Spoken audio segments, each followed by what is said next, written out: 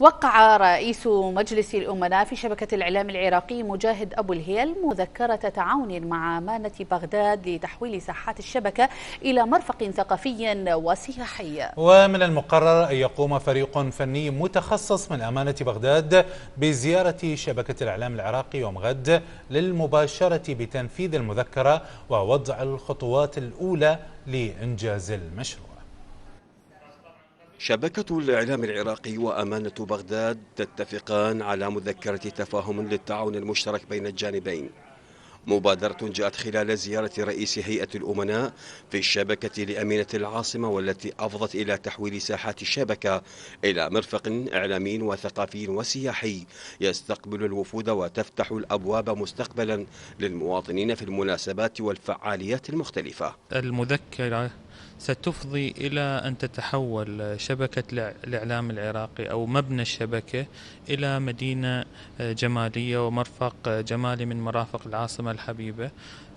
وعدتنا معالي الأمينة أن تبذل الأمانة كل جهدها من أجل أن تتاح الشبكة أمام الجميع، المارة يعني الوفود الرسمية، بالإضافة إلى العوائل التي سترتاد الشبكة ربما تدخل إلى غرفة الأخبار. تعاون مشترك في مجال تحويل موقع شبكة الإعلام العراقية إلى موقع جميل يرتاء الزوار، بالإضافة إلى تعاون مع يخص عمل شبكة الإعلام، تعاون مع أمانة بغداد في مجال طبع الجرائد الخاصة بالأمانة وبرامج الأمانة.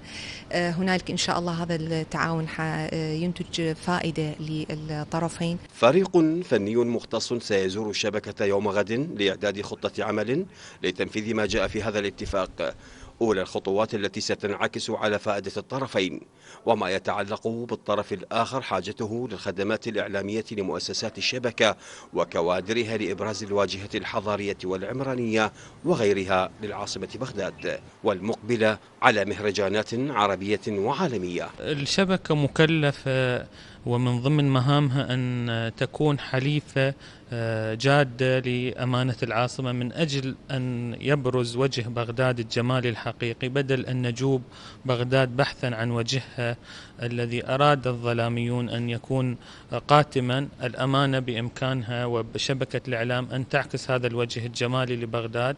كذلك ممكن أن ندعم الأمانة في موضوعة صحيفة الأمانة. أمانة بغداد مقبلة على مهرجانات كبيرة، منها شارع الرشيد ومئوية شارع الرشيد. كذلك هناك احنا جزء من إدخال مدينة بغداد ضمن الإبداع الأدبي، وهناك إن شاء الله عن قريب راح يكون تعاون مع شبكة الإعلام العراقي من خلال مذكرة تعاون بين الطرفين. وتسعى شبكة الإعلام العراقي وبحكم عملها الإعلامي والدستوري إلى مد جسور التعاون مع جميع المؤسسات الحكومية ومنظمات المجتمع المدني من أجل إعطاء الصورة المتكاملة للعراق وفي جميع المجالات.